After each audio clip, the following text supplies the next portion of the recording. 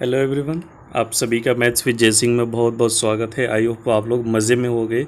आज हम शुरुआत करने वाले हैं करंट अफेयर 2 अक्टूबर की, ठीक है ना। ध्यान से सुनिएगा और अगर अच्छा लगे तो चैनल को लाइक और सब्सक्राइब करिएगा। तो ठीक है, चलो हम देख लेते हैं कि जो कल वाला डे था, international day of older person, वृद्ध व्यक्तियों के लिए अंतर्राष्ट्रीय दिवस कब मनाया जाता है। ठीक है ना, देख लो बूढ़े लोग कितने क्यूट लग रहे हैं। ठीक है, तो इसका जो आंसर है, करेक्ट आंसर 1 अक्टूबर। यह संयुक्त राष्ट्र महासभा ने 14 दिसंबर 1990 के दिन से इसकी शुरुआत की थी। ठीक है ना, फिलहाल 30 वर्ष हो चुके हैं इसके। अगला जो हमारा क्वेश्चन है कि 2 अक्टूबर वो किस लिए जाना जाता है, या 2 अक्टूबर को आप लोग क्या क्या जयंती या किस लिए फेमस है वो जानते हैं।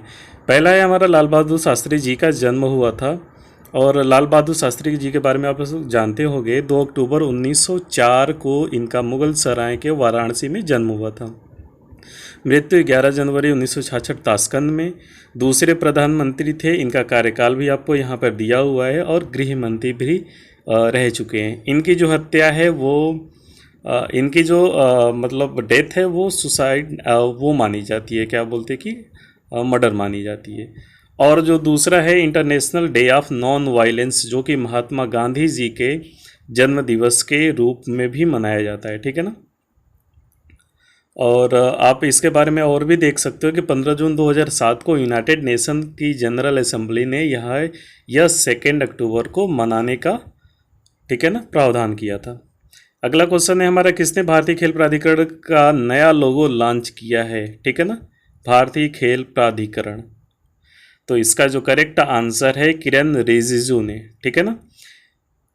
SAI sport authority of India, इसमें देख सकते हो ए और आई के बीच में एक फ्लाइंग लोगो है। ठीक है ना, फ्लाइंग फिगर है जो कि कैरियर में उछाल को, छलांग को दिखाता है, और इसमें तिरंगा झंडा भी है, नीला चक्र भी है। ठीक है ना। अगला जो हमारा पॉइंट है वो इस तरह से है कुछ कि ऑपरेशन मेरी सहेली आपकी नहीं, ठीक है ना, किस क्षेत्र से संबंधित है। ऑपरेशन मेरी सहेली किस क्षेत्र से संबंधित है। तो ये इसका जो करेक्ट आंसर है, दक्षिण पूर्व रेलवे द्वारा शुरू किया गया ये ऑपरेशन है। ठीक है, इसके तहत पूरी यात्रा के दौरान अपने गंतव्य स्थान तक जाने वाली ट्रेन से महिलाओं की सुरक्षित यात्रा को बढ़ाने के लिए किया गया है। दक्षिण रेलवे का महाप्रबंधक संजय कुमार मोहंती है। ठीक है, अगला जो हमारा टॉपिक है वो क्या है, किसने SC शेड्यूल्ड कास्ट युवाओं के लिए ASIIM लॉन्च किया है। ठीक है, इसका जो करेक्ट आंसर है वो आप देख सकते हो, स्क्रीन के ऊपर आपको दिख रहा होगा कि श्री थावर चंद्र गहलोत ने SC शुभ युवाओं के लिए ASIIM लॉन्च किया है। ASIIM का Ambedkar social innovation and incubation mission इसका जो फुल फॉर्म है। ठीक है, ये एजुकेशन के पर्पज़ के लिए हुआ है। अगला जो हमारा टॉपिक है वो आप देख सकते हो कि केंद्रीय रसायन मंत्री और उर्वरक मंत्री DV सदानंद गौड़ा ने आंध्र प्रदेश में किसानों के लिए point of sale POS 3.0 software की शुरुआत की है। ठीक है ना, तो यहाँ से आप देख सकते हैं POS का फुल फॉर्म क्या है। ठीक है ना, और जो हमारा भी अगला पॉइंट है वो क्या है कि किस बैंक ने आई बिल नोट को, ठीक है, किस बैंक ने IBE नोट को शुभारंभ किया है। तो उसका जो करेक्ट आंसर है आपको दिख रहा है इंडियन बैंक। ठीक है, इंडियन बैंक के जो MD और CEO हैं वो आप स्क्रीन पे देख सकते हो, जो उनका नाम है पद्मजा चंद्रू। ठीक है ना, इसको इंडियन बैंक ने लॉन्च किया है। ठीक है, अगला जो हमारा टॉपिक है, अगला जो हमारा पॉइंट है वो आपके स्क्रीन के ऊपर आ रहा है, देखिए इसको।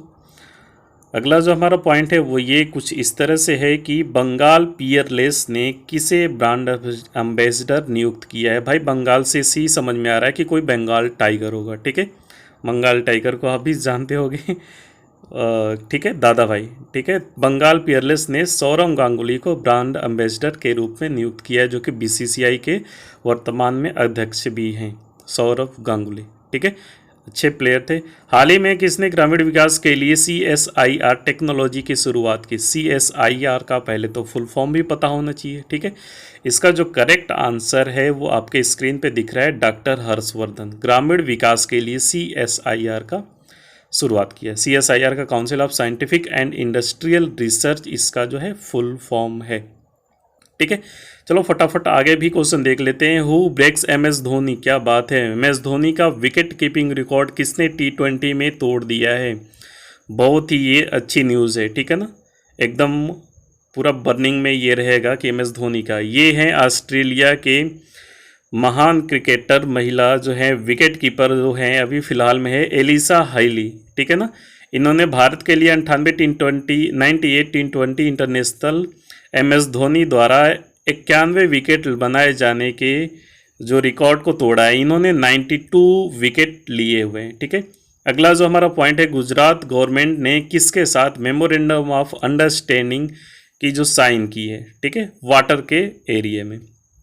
तो इसका जो करेक्ट आंसर है आपके स्क्रीन पे दिख रहा है कि गुजरात गवर्नमेंट ने 5 साल के लिए डेनमार्क के साथ वाटर के लिए मेमोरेंडम ऑफ अंडरस्टैंडिंग MOU के लिए साइन किया है, जो कि डेनिस वाटर फोरम पर बेस्ड है, उससे रिलेटेड है, ठीक है।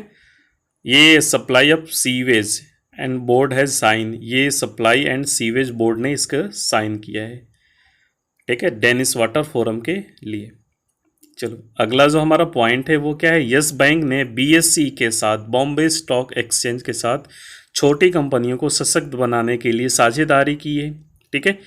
BSE का जो है वो आप फुल फॉर्म भी याद रखना, ठीक है ना, बॉम्बे स्टॉक एक्सचेंज। इसको किसने साझेदारी किया है, यस बैंक ने ये पहल की है, ठीक है। और इसी से रिलेटेड हम एक और बात जान लेते हैं कि जो MOU है उसके बारे में क्या है।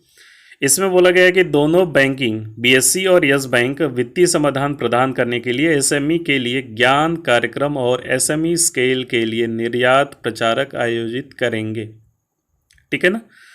और यहाँ पर यस बैंक के CEO यहाँ पर दिख रहे हैं प्रशांत कुमार हैं और इसका मुख्यालय मुंबई महाराष्ट्र में है, ठीक है। चलो अगला जो हमारा पॉइंट है वो पॉइंट कुछ इस तरह से है कि कोविड संदिग्धता के बीच में RBI ने बेसल थर्ड प्रावधानों को स्थगित कर दिया है। बेसल के कुछ नॉर्म होते हैं, उसमें बेसल यहाँ पर थर्ड के बारे में चर्चा की गई है, ठीक है। भारतीय रिजर्व बैंक ने कोविड संकट से संबंधित अनिश्चितता के कारण बेसल थर्ड के पूंजी के तहत किए गए प्रावधानों को लागू करने को स्थगित कर दिया है, ठीक है ना। और इसके बारे में हम दूसरा देखते थे कि पूंजी संरक्षण बफर क्या है, उसी से रिलेटेड है कैपिटल कंजर्वेशन बफर, ठीक है। ये क्या है, ये जो है बैंकों के अतिरिक्त तनाव के लिए, इसके उपयोग के लिए सामान्य समय में बनते हैं। जैसे आप बात कर लो, RBI ने बैंकों के चरणों में आवश्यक 2.5% का जो पूंजी संरक्षण बफर था उसको बनाने के लिए कहा था, लेकिन ये जो है अंतिम चरण 30 सितंबर तक ही था, लेकिन अभी ये एक्सटेंड कर दिया है, किसके वजह से, कोरोना के वजह से। अगला इसी से जो रिलेटेड है नेट स्टेबल फंडिंग। बैंकों के लिए भविष्य के वित्त पोषित जोखिम को कम करने के लिए बैंकों को 1 वर्ष के समय में वित्त पोषण के पर्याप्त स्थिर स्रोतों के साथ अपनी गतिविधियों को निधि देने के लिए शुद्ध स्थिर वित्त पोषण अनुपात की आवश्यकता होती है, ठीक है, ठीक है। फंडिंग रेटिंग की आवश्यकता होती है, तो निर्धारित समयावधि के साथ 1 अप्रैल 2020 से NSFR, ठीक है, को 100% बनाए रखने की आवश्यकता थी, लेकिन अब इसे दूसरी बार 6 महीने के लिए 1 अप्रैल 2021 तक के लिए स्थगित कर दिया गया। यहाँ पर आप NSFR का फुल फॉर्म याद से रख सकते हो। ये सब जो भी हो रहा है वो सब किसके वजह से हो रहा है, कोरोना वायरस की वजह से हो रहा है, ठीक है। तो आज के लिए इतना ही। अगर आपको ये वीडियो अच्छी लगी तो इसको लाइक और सब्सक्राइब ज़रूर करें और बताएं। तो उसके बाद हम डेली इस पे अपडेट आपको करते रहेंगे, थोड़े थोड़े करंट अफेयर्स के साथ भी, ठीक है। और अभी मेरे चैनल पे मैथ्स के भी सारे टॉपिक लगभग अपलोड हैं, तो उसको भी आप सब देख सकते हैं, ठीक है ना। चलो आज के लिए इतना ही, थैंक यू।